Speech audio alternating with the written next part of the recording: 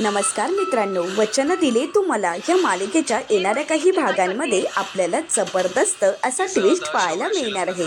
मित्रांनो, आता ऊर्जाचा गृहप्रवेश कशा प्रकारे पार पडेल हे तर आपल्याला पुढे कळणारच आहे।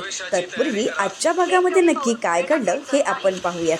तर आजच्या भागामध्ये आपल्याला पाहायला मिळतं हर्षवर्धन जहागीरदार आता इथे ऊर्जाच्या चाळीत आलेले असतात।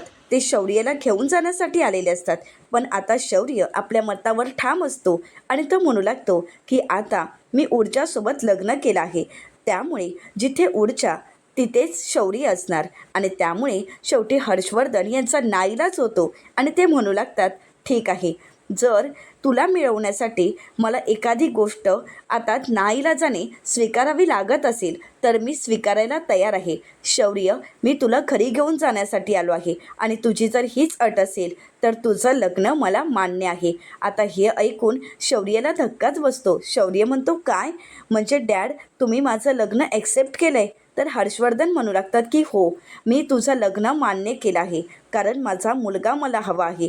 आता हे ऐकून ऊर्जासुद्धा हर्षवर्धन यांच्याकडे पाहू लागते। शौर्य खुश होतो, ऊर्जाही खुश असते। तर पूर्वाताई ऊर्जाला म्हणतात, ऊर्जा, आयुष्यात कुठल्याही गोष्टीमध्ये तू कधीच कमी पडली नाहीस आणि आता तू तुझ्या कर्तव्यात सुद्धा कमी पडू नकोस। तर ऊर्जा आपल्या आईला वचन देत म्हणते, आई, मी तुला वचन देते, तुला अभिमान वाटेल असाच मी संसार करेन, अशीच मी वागेन। तर आता पूर्वाताई शौर्याला म्हणू लागतात, शौर्य बाळा, तू दिलेलं वचन तू विसरू नकोस। तू ऊर्जाला काय वचन दिलंय माहीत आहे ना? तर शौर्य म्हणू लागतो, हो, मी दिलेलं वचन मी कधीच विसरणार नाही, आयुष्यभर मी माझं वचन निभावणार। आता हे ऐकून ऊर्जा खुश होते आणि आता आपण आपल्या सासरी जाणार म्हणून ऊर्जाही खुश असते आणि आपल्याला आपल्या घरी जाता येणार म्हणून शौर्य खुश असतो। शेवटी पाणावलेल्या डोळ्यांनी घरातील सर्वच जण ऊर्जाची पाठवणी करायला घेतात। ऊर्जाची आई पूर्वाताई आता काकूंना म्हणू लागते, काकू, ऊर्जाची ओटी भरायला हवी। ऊर्जाची ओटी भरून झाल्यानंतर चाळीतील सर्वजण एकत्र मिळून आता ऊर्जाची पाठवणी करायला घेतात। तर इकडे आईसाहेब घाबरून गेलेले असतात, पूर्वाताई खूप रडत असतात आणि ऊर्जाही खूप रडत असते। तर दुसरीकडे हर्षवर्धन घरी येताच आईसाहेब विचारतात, हर्षवर्धन, तू कुठे गेला होतास? शौर्य, तू घरी परत आलायस? एकटाच आलायस का?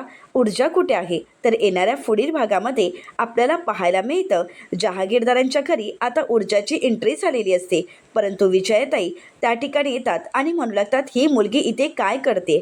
तर हर्षवर्धन म्हणू लागतात की आता शौर्यसोबत तिचं लग्न झालं आहे, त्यामुळे आता याच घरात ती येणार आहे, त्यामुळे गृहप्रवेशाची तयारी करायला घ्या। विजयाताई म्हणतात, नाही, काहीही झालं तरी मी हे लग्न स्वीकारत नाही आणि या मुलीला सुद्धा स्वीकारणार नाही। आता हे ऐकून ऊर्जाला धक्काच बसतो। आता आईसाहेब विजया यांना कशाप्रकारे समजावतील आणि आता ऊर्जाचा गृहप्रवेश निर्विघ्नपणे पार पडेल का हे पाहणं अतिशय रंजक ठरणार आहे। अशाच मालिकांचे नवनवीन अपडेट पाहण्यासाठी चॅनलला नक्की सबस्क्राईब करा।